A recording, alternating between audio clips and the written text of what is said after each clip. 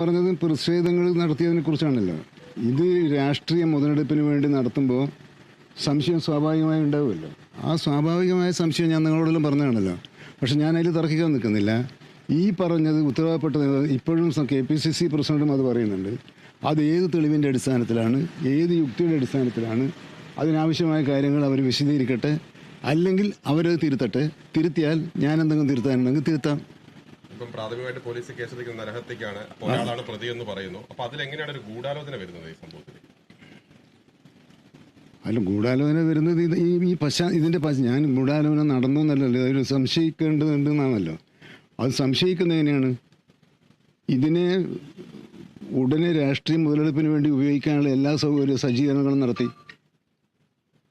നമ്മൾ മലപ്പുറം നിലമ്പൂരിലുള്ളവർ ഈ വിവരം അറിയുന്നതിന് മുമ്പ് മലപ്പുറത്തും അവിടെ ഇവിടെയൊക്കെ ഇങ്ങനെ പ്രതിഷേധ പ്രകടനങ്ങൾ വന്ന്, അപ്പോൾ ആ സംശയമാണ് ഞാൻ ഉന്നയിച്ചത്. ആ സംശയം ശരിയല്ല എന്ന് പറഞ്ഞാൽ ഞാൻ തിരുത്താം. പക്ഷേ ഇതേതിൻ്റെ അടിസ്ഥാനത്തിലാണ് പറഞ്ഞത്? KPCC പ്രസിഡന്റ് ഉൾപ്പെടെ പറയുന്നുണ്ടല്ലോ, ഗവൺമെൻറ്റിൻ്റെ പ്ലാൻ ചെയ്തൊരു മർഡറാണെന്ന് പറയുന്നുണ്ടല്ലോ. ഇവിടെ നമ്മൾ മനസ്സിലാക്കേണ്ട മറ്റൊരു കാര്യം, ഈ നിലമ്പൂർ ഡിവിഷൻ മേഖലകളിൽ നേരത്തെ കടുവയെ പ്രത്യക്ഷപ്പെട്ടതിനെ തുടർന്ന് പുലിയെ കിട്ടുകയും ആ സംഭവത്തിൽ 50 പേരടങ്ങുന്ന സ്പെഷ്യൽ ടീം അവിടെ പരിശോധന നടത്തുകയും അവിടെ 42 പന്നികളെ വനം വകുപ്പിൻ്റെ നേതൃത്വത്തിൽ വെടിവെച്ച് കൊല്ലുകയും ചെയ്തിട്ടുണ്ട്. ഈ പറയുന്ന വഴിക്കടവ് പഞ്ചായത്തിന് 4 ഷൂട്ടർമാരുള്ള പാനലും നേരത്തെ പണം പോരാന്നുള്ളത് കൊണ്ട് എല്ലാ പഞ്ചായത്തുകൾക്കും 2500 രൂപയും 3500 രൂപയും കൊടുത്തിട്ടും ആകെ അവർ ഈ കാലത്തിനിടയിൽ 3 പന്നികളെയാണ് വെടിവെച്ചത്. അപ്പോൾ വെടിവെക്കാനുള്ള നിബന്ധനകളിൽ ഇളവ് വരുത്തുന്നതാണ്. ഈ പരിശോധനയൊന്നും വേണ്ട, ആണാണോ പെണ്ണാണോ എന്നൊന്നും വേണ്ട, ഇതൊക്കെ നമ്മൾ നീക്കി കൊടുത്തു. ഈ സൗകര്യമുണ്ടായിട്ട് എന്തുകൊണ്ടാണ്? അപ്പോൾ അവിടെ എന്താണ്? അവിടെ ഇവർ കൂട്ടുനിൽക്കുന്നത് ആർക്കാന്നുള്ളതാണ്. മൃഗങ്ങളെ വേട്ടയാടി വിൽക്കുകയും ഭക്ഷിക്കുകയും ചെയ്യുന്ന പ്രവർത്തനങ്ങൾ നടത്തിയവരെ സംരക്ഷിക്കാൻ അവർ ശ്രമിക്കുകയാണോ? ഈ പ്രതിഷേധം കൊണ്ട് അവരെന്താ? ആ കേസിൽ എന്താണ് പ്രശ്നം? ആ കേസിൽ ആരെയാണ് രക്ഷിക്കാൻ പോകുന്നത്? എന്തിനാണ് രക്ഷിക്കാൻ പോകുന്നത്? വഴി ശ്രദ്ധ തിരിച്ച് ഇത് വനം വകുപ്പിൻ്റെ ഏർപ്പാടാണെന്ന് പറഞ്ഞ് ശ്രദ്ധ തിരിച്ച് വിടാൻ വേണ്ടി എന്തിനാണ് ശ്രമിക്കുന്നത്? ആ പ്രതികളെ ശിക്ഷിക്കണം എന്നല്ലേ ആർജവമുണ്ടെങ്കിൽ UDFിൻ്റെ നേതാക്കന്മാരും പറയേണ്ടത്.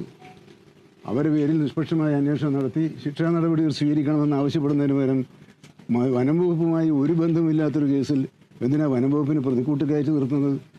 എന്തിനാണ് വനംവകുപ്പ് മന്ത്രിയുടെ നേരെ കുതിരകയറ്റം നടത്തുന്നത്? ഞാനല്ലല്ലോ നടത്തിയത്. ആ പ്ലാന്റ് മറിൽ വനംവകുപ്പ് മന്ത്രിക്കും വനം വകുപ്പിനുമെതിരായി ഗവൺമെൻറ്റിനെതിരായി വലിയ പ്രതിഷേധമല്ലേ ശബ്ദമുയർത്തിക്കൊണ്ട് അവിടെ നടന്നത്? അതിലെന്താണ് വനംവകുപ്പിൻ്റെ പങ്ക്? എന്താണ് ഗവൺമെൻറ്റിൻ്റെ പങ്ക്? എന്താണ് KSEBിയുടെ പങ്ക്? ഒരു പങ്കുമില്ലാത്ത കാര്യത്തെ ദുരുപയോഗപ്പെടുത്തുമ്പോൾ ആ ദുരുപയോഗപ്പെടുത്തുന്നതിന് പിന്നിൽ മറ്റു ചില ലക്ഷ്യങ്ങളുണ്ടാകും. ആ ലക്ഷ്യങ്ങൾ ഇല്ലാതെ പിന്നെ ഇതിനാ ഇപ്പം എന്താണ് ഇവർ പറയുന്നത്? ഇപ്പം ഞങ്ങൾ വിവാദത്തിനില്ല, ആയിക്കോട്ടെ, സന്തോഷം. ഇപ്പോൾ വനം വകുപ്പ് വീണ്ടും കേസെടുത്തിട്ടുണ്ട് ഇവരുടെ പേരിൽ. കാരണം ഇവർ നേരത്തെ തന്നെ ഇത്തരം കേസുകളിൽ പ്രതികളായിട്ടുള്ളവരാണ്. ഇത് സ്ഥിരമായി നടക്കുന്നത്, നിങ്ങൾ അവിടുത്തെ നാട്ടുകാരോട് അന്വേഷിക്കും. അതിവിടെ സ്ഥിരമായി നടക്കുന്നൊരു ഏർപ്പാടാണ്. ആ നടക്കുന്ന ഏർപ്പാടിനെ സംരക്ഷിക്കുന്നതിന് വേണ്ടിയാണ് വനം വകുപ്പ് ഉദ്യോഗസ്ഥന്മാർക്കെതിരെ പ്രതിരോധം തീർത്ത് അവരെ നിർവീര്യമാക്കി